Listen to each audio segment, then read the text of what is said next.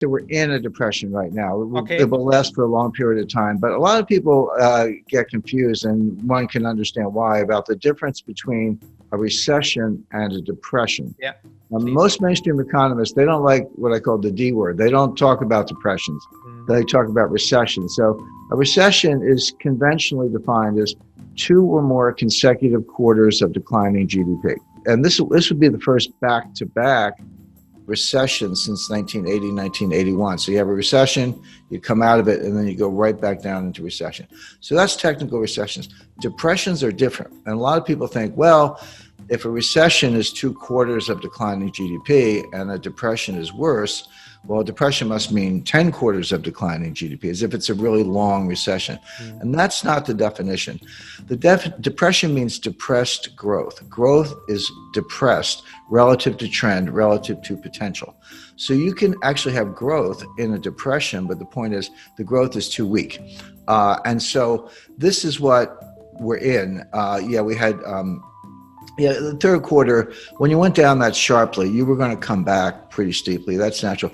But we didn't come all the way back. People say, well, okay, you went down 31% and you went back up 33%.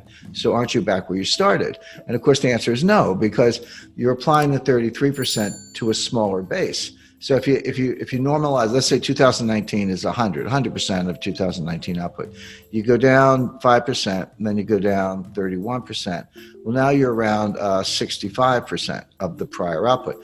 Well, if 65 is the new base and you go up 33, that adds 21 or 22. But you're only back to 87 because you're working off a smaller base. Even if you have, in my example, 10% growth in the fourth quarter of 2020, it's 10% of 87, so add on 8 more. You're only back to 95. So a simple way to understand it, you fall into a 50-foot hole, you climb out 20 feet. Well, that's good climbing, but you're still in the hole. You're not back to where you started. But a better comparison is maybe Japan. I would say Japan has been in depression since 1990. Yeah. Now, it doesn't mean, now they had growth and recessions and growth and recessions. You can have 2 or more recessions in a depression with periodic growth. But the point is, you never get back to the old potential. I mean, a good example, the Japanese stock index, the Nikkei index, in New Year's Eve 1989, it was 40,000. Today, 30 years later, it's about 28,000. But okay, it came off the bottom, but it never made it back to the prior high. It'll never be. Oh, I think that's right. It may never be. And another example, in October 1929, the United States stock market crashed, a very famous crash, but it lasted for 3 years. And when it bottomed in 1932, it was down 89.2%, almost 90%. That's what a stock market crash looks like.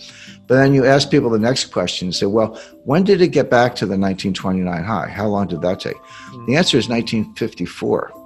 It took 25 years to get back to where. Now, it doesn't mean you couldn't make money in the meantime. You could have bought the low in 1932 and made money in 1933. But that's what depressions look like. That's the kind of thing we're in. This will be intergenerational. The effects of this will last for not 30 months, but 30 years. Wow. And there's very good evidence to back that up.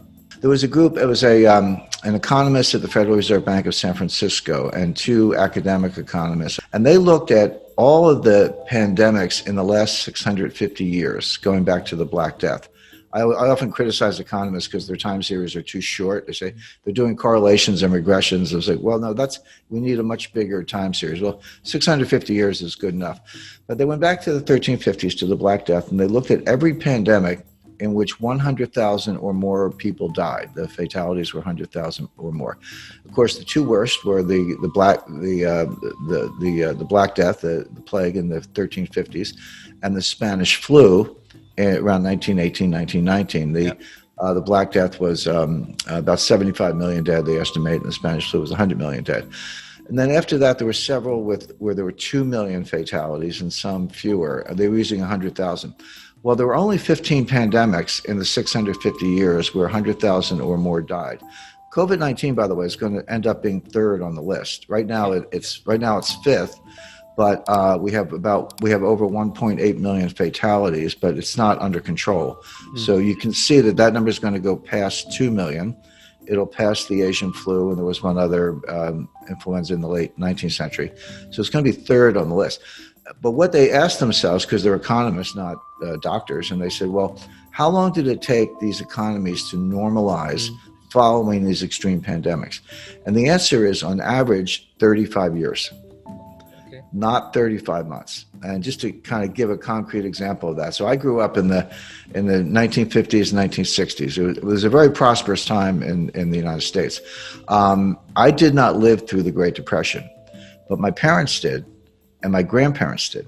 So I was raised with a sort of depression mentality, even though I didn't live through it.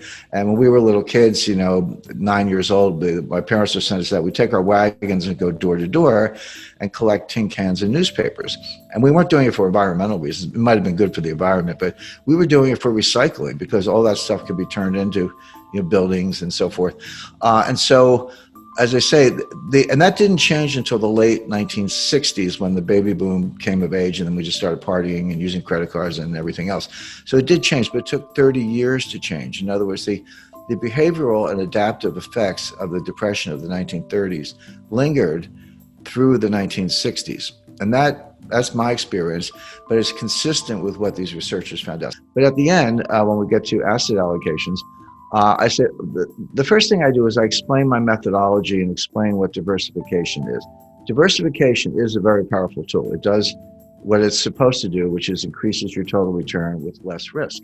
But people don't understand how to diversify. I run into people, they say, well, I'm diversified. I own 30 different stocks in 10 different sectors, technology, consumer non-durables, minerals and mining, et cetera. And I say, you're not diversified. You may have 30 stocks, but you're in one asset class called stocks.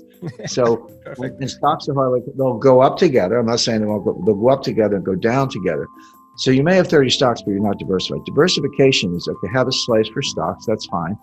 Gold, cash, real estate, treasury notes, and alternatives. That is closer to real diversification. So in particular, I recommend about a 10% allocation to gold. And people always want to put words in your mouth. They say, well, Jim Rickards says, sell everything and buy gold. I've never said that. I don't believe that. But a 10% allocation, I think, is right. That will, if there is extreme inflation, that will produce gains that are so large, they'll kind of insulate the rest of your portfolio. So you're protected that way. And if there's a loss of confidence in the dollar or some kind of currency collapse, again, gold will do very well. I also recommend 10-year treasury notes, or for the German investor, bonds, 10-year bonds. And the reason for that is, first of all, they're high credit, they're liquid, but interest rates are going to go lower, which produces capital gains. It's a little bit counterintuitive. People don't understand bond math, but it's pretty simple. If interest rates go down, the value goes up. So as interest rates go down, you're getting more capital gains. So we have a lot of, very smart, very prominent people in the United States, Jeff Gundlach, Bill Gross, Dan Isaacson at PIMCO, and others who say, the interest rates are too low. This is the greatest bond market bubble in history. Short the bond market, et cetera. One by one, they've been carried out feet first. They've been wrong about that. And the reason is they confuse real rates and nominal rates. So nominal rates, that's the rate you see on television or when you look at a screen. That's the nominal rate. But the real rate is the nominal rate minus inflation. And the problem is nominal rates are low. That's true, but real rates are not low. I borrowed money in 1980 at 13%. That was my first mortgage. My mother cried because her first mortgage was 2%. But I said, Mom, I'm borrowing at 13%, but inflation was 15%. So my real rate was -2. Plus taxes were 50%, 50, and my interest was tax deductible. So I got a tax benefit on the money I was paying of 50% on the 13%. So that's another 7%, 7.5%. So my after-tax rate, after inflation, after taxes, my real rate was -8. So I was borrowing at 13 nominally, but my real rate after taxes and inflation was -8. That's a low real rate.